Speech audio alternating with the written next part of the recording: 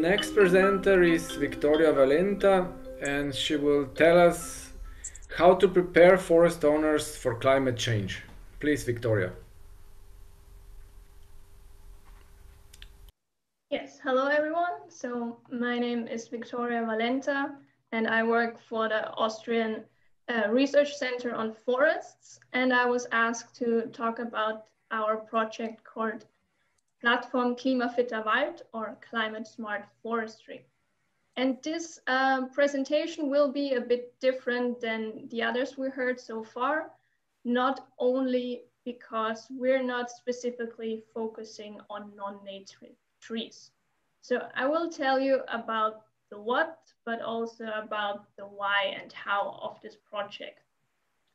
The what is pretty straightforward. So as Alexander said, we want to prepare forest owners for climate change, especially the ones that are new to the business or that are far away from the forest, both in distance and in knowledge.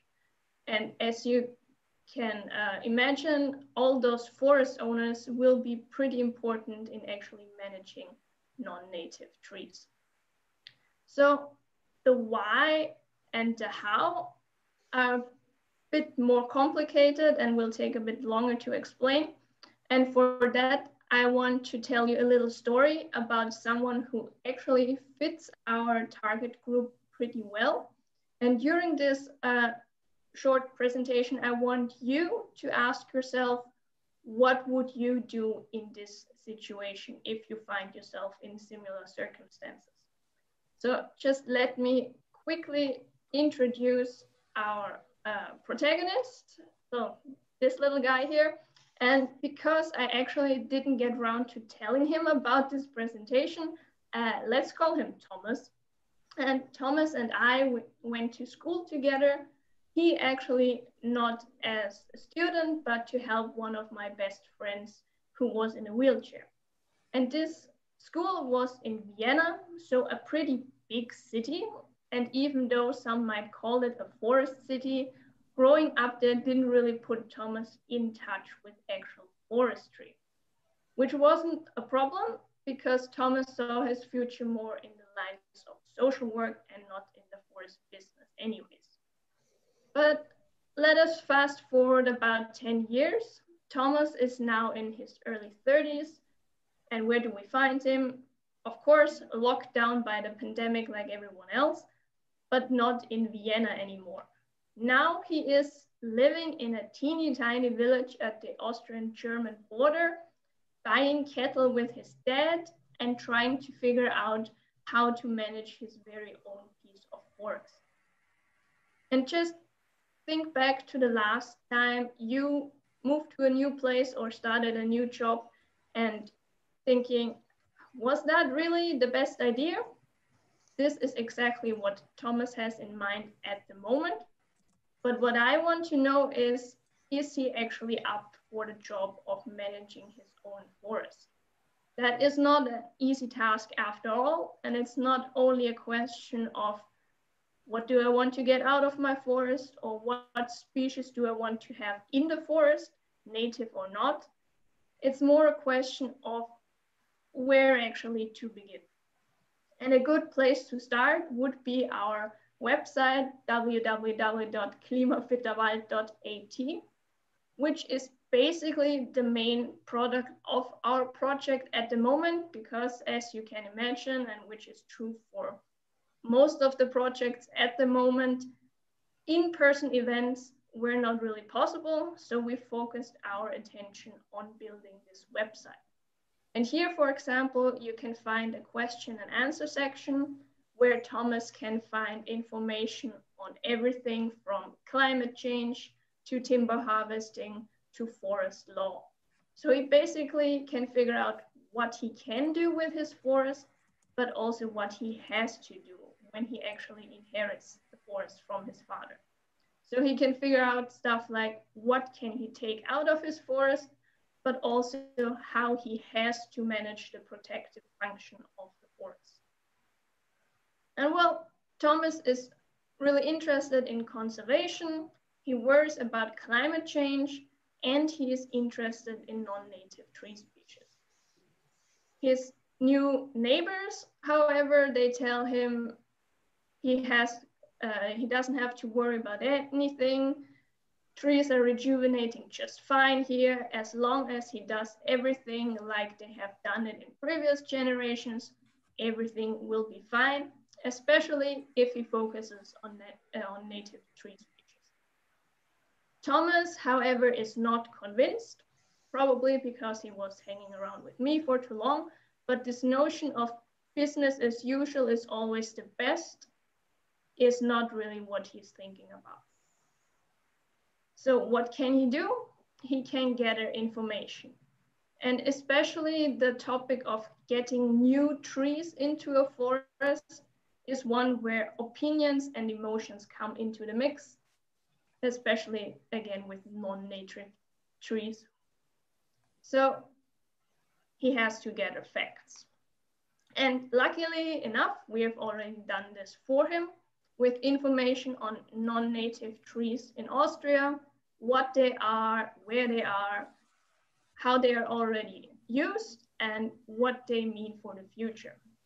But there is also information on the benefits of natural rejuvenation and planting, information on what to actually look for when you're buying new trees, not only the species, the invasiveness, but also the provenances and stuff like this. So there is really a lot of information out there, and fueled with all this information, Thomas now wants to know which of all those possible tree species actually grow on his very own piece of forest.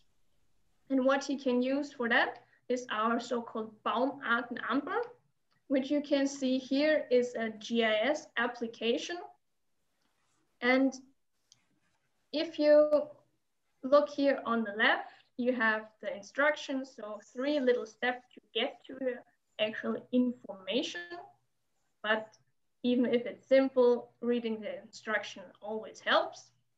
The first thing you want to do is figure out where you are.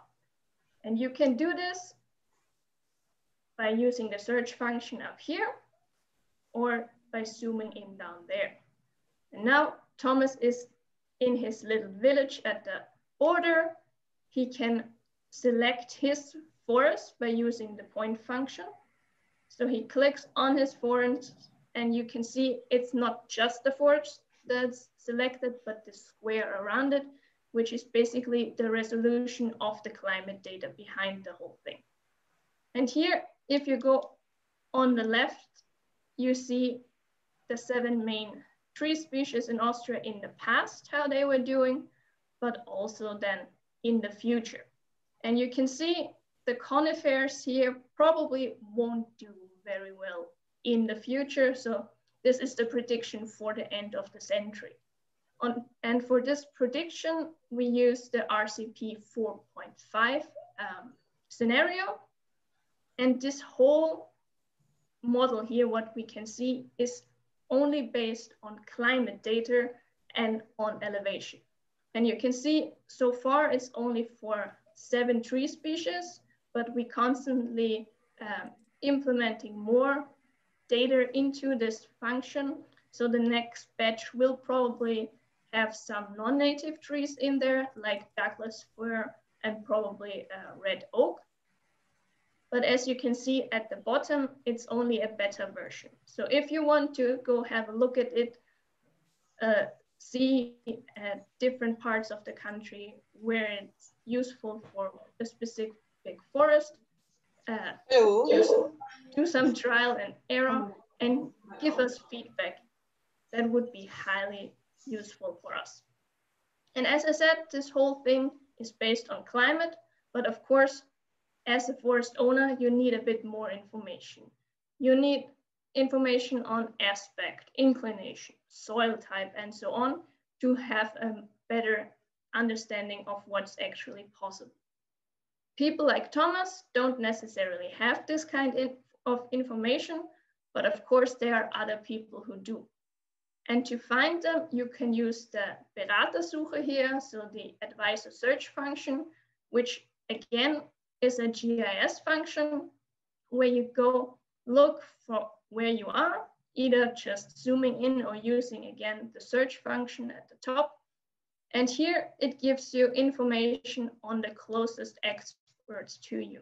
In this case, for Thomas, it's the District Chamber of Farmers, which he theoretically could call up or visit the website, but he can also look for specific topics. So he can use this filter function for looking for forest law, for hunting regulations or funding. And as you can see now, the number of green dots on the map reduced dramatically because that's the place where the experts for this specific topic are. So now Thomas has quite a lot of information, but the question at the beginning was, is he up for the job of managing his own forest? Well, only time will tell. I think he has a pretty fair chance because firstly, he has the facts that will help him maneuver the jungle of well-meant advice and fake news.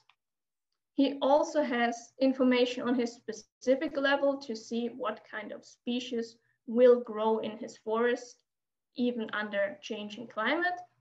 And thirdly, he knows where to get help if he needs it.